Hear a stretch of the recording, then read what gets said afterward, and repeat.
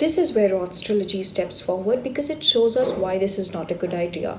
Not only because such a society has no place for a divergent, but because the success of this idea requires every individual to suppress or repress all virtues except one.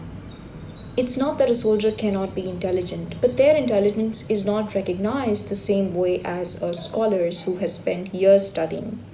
Not only that, the identity of the soldier centers on one thing and one thing alone: their physical strength, their physical ability to protect citizens of the city from external threat, and the day in and day out training that they are required to accomplish that. So, what we see is a difference of occupation, but what it actually is a difference of virtues, a difference of values. And this is a much harder difference to reconcile because what we value reflects who we are. So, what originally began as a difference of a choice of occupation widens into a much broader difference of the values people live by. Eventually, people of different occupations stop seeing each other as people who just do different jobs, but as people who are inherently and fundamentally different in nature.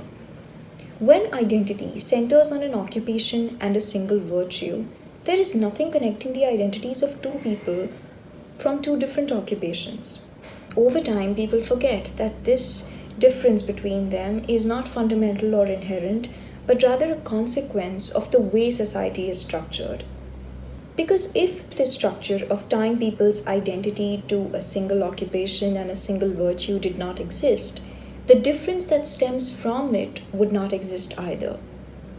So, how can a structure that is designed to create and highlight the differences among its members foster harmony?